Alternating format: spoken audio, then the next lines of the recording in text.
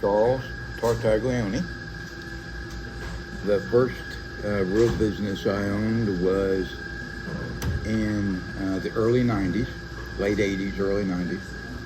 It was a manufacturing company, manufacturing technology products for the home. We actually were a division of AMP Incorporated. Three of us got the investors to buy the division from AMP Incorporated. Had about 60 or 70 people, and we broke out on our own. We were equal partners, three of us. One of them was the vice president of sales. One of them was the president of the company, and I was vice president of marketing and engineering. Company for several years. We actually worked the company to sell it off. We never did work the company to keep it or pass it down to our families. So we finally got a buyer. The buyer was a multi-billion-dollar company out of France called Legrand. They bought the company, and I retired for about 5 years.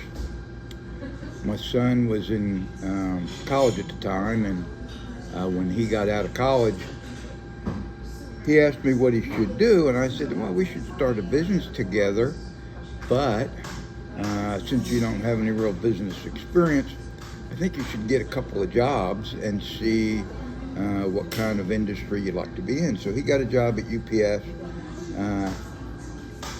Thought a few things about package handling, shipping, maybe trucking, and neither one of us liked that idea. So then he got a job with a roofing company, and he liked it, and I liked the financials on roofing companies, so we started a roofing company about 10 or 12 years ago, and I'm still deeply involved with it. My son is the field sales part of the team, and I'm the office part of the team. We have almost exclusively subcontractors. Unlike my first business where we had 70 direct employees, now we have very few direct employees and accomplish 90% of our work through subcontractors.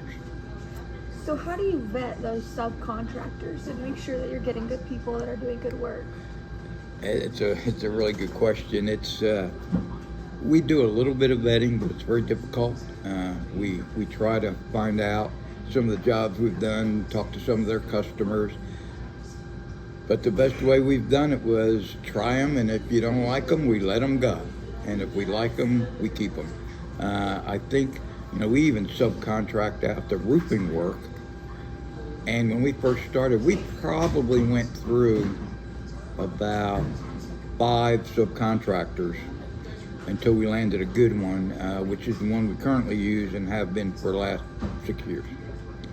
And of course, we use window subcontractors, door subcontractors, siding subcontractors, really every kind of skilled labor you can think of for a house. And a lot of those are harder because we might only replace windows once a month. So it's very difficult for that. But again, we've been doing it now for 10 or 12 years, so we got a pretty good handle on the contractors we use. Some of them I don't really like, but it's just too much trouble and effort to get another one. So kind of going off of that, back at your first company, how did you hire people? What traits did you look for? What kind of questions would you ask to feel that out? And what was your ideal candidate for a job back then? I hired mostly engineers. We were engineer heavy. We didn't manufacture anything. We subcontracted all the manufacturing out, and I hate to say, to China. But what we did was, this was a Harrisburg, Pennsylvania company, and the surrounding communities of like York, PA, they're really industry heavy. And so we were able to make our tools and dies locally, which was a benefit for us. Did cost a little bit more, but we had a lot more control over the way the product looked, the way it felt, the way it acted. The tools and dies were cheaper, made in China, but you didn't really, you couldn't really get to see them until they were done, and then maybe by that time it was way too late to have them changed. But having them made locally, we saw exactly the product we were going to get. So when we got our tools and dies straightened out, sent them over to China, and they whipped them out cheap. So what were the traits that you were looking for in the engineers that you hired as you were interviewing people? We were lucky that in the area we were in, we had a large pool of talent. Amp Incorporated right there in Harrisburg, they had 20,000 employees locally. We could dip into that, and actually we ran the division for about 3 years before we bought it. So we got to know a lot of the engineers with AMP. If we were looking for a manufacturing engineer, the biggest thing on looking for the traits for engineers was their background, was their experience. Major thing that we did when we called them in for an interview is asked for what work they had done, what manufacturing engineering work they had done, and on what kind of products. And the fit was, we needed a product that would obviously be electronic, but also would fit into the residential world. A lot of the engineers we interviewed would make products for NASA, and we surely didn't need that. We needed more simplistic products. The other thing we looked at, and we were in the business to sell the business, so our profitability on a product level had to be extremely high. So we looked for kind of like value engineering guys. And I'll tell you a story. One of the guys that we hired, and I ultimately hired him as the manager of engineering. He worked for Siemens in the electrical department manufacturing circuit breakers. He had worked there for, half a dozen or so years, and it's very competitive. You have General Electric, you have Cutler-Hammer, you have a lot of these big companies making circuit breakers, so the margins on the circuit breakers were extremely small.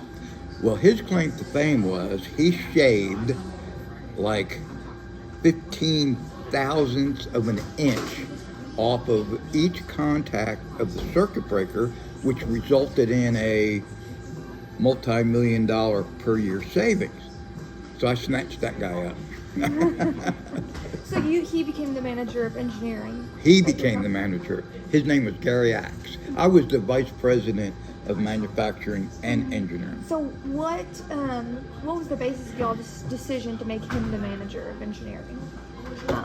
Was he just good with people, or was he just good with the product? I don't know if any engineers are really good with people. They're all kind of a different breed of people. They don't talk very much. They kind of stay to themselves. But when they do talk, it's all technical. So that wasn't an issue. I think I probably interviewed 6 guys in a row, and they all seem the same to me. I mean, they're all good engineers. They're very smart. But this guy, when he shaved that 15 thousandths of an inch up each contact of the circuit breaker, I like that guy. So it was very skills based. You were like, that was really smart. It was really smart because that's what we were looking for. We were looking, when we sold the company, we obviously had to market the company, and it's hard to market a company that profitability is low. It's easy to market a company where the profitability is high. So So let me ask you this. Sorry, I didn't mean to cut you off there, but we learned about in our management class that there's two types of management. You can be task oriented or you can be relationship oriented. And managers lean one way or the other, but there's definitely a balance. Task oriented is basically just the efficiency of the task or the job that you give your employees and the straightforwardness of it, them understanding what's expected of them, and that is what is going to make them do well at their job. And the other side of it is relationship oriented. So if they care about the company, they care about the people they work with, and have good relationships with their coworkers and their manager. Was that something that came in at all in the 90s when you were building up this business? I would say task oriented. The engineering group really didn't have personal relationships with each other. It was probably because of the manager, because the manager was very task oriented. I mean, when you shave 15 thousandths of an inch off millions of circuit breakers to, gain a few bucks, you're pretty task oriented. And really everybody we hired was pretty task oriented. They're all very good at their jobs, and they all loved their jobs. They loved what they did. And now on the other side, on the manufacturing side, I would say that was a little more relationship driven. It was a lot of people that had to get relationship with suppliers. That was the big deal. Relationships from suppliers was probably, other than the physical company in China that actually cranked the products out, that was the single most important thing with that group. Thank you. That was a great answer. Is there anything else you'd like to add or you would want to tell people about just what it was like building up a company in the 90s versus building up a company in the 2010s? What the main difference was there, and then we'll go ahead and wrap up here. You want me to talk a little bit about building up the company in 2000 or? Yeah. All right. So, like I said, my son came back from about a 1-year stint with a local roofing company, and we took a look at the company. We took a look at financially how it was better than a transportation company, and it looked really good. So we started one. It was kind of hard at first, starting any company is hard, but the good thing about it is we had a built-in business source in Oklahoma, where during the spring when it hails, it ruins everybody's roof, and so they have to get new roofs. So the selling part of it wasn't difficult. The implementation was kind of hard. We thought about hiring our own roofers, and actually we did.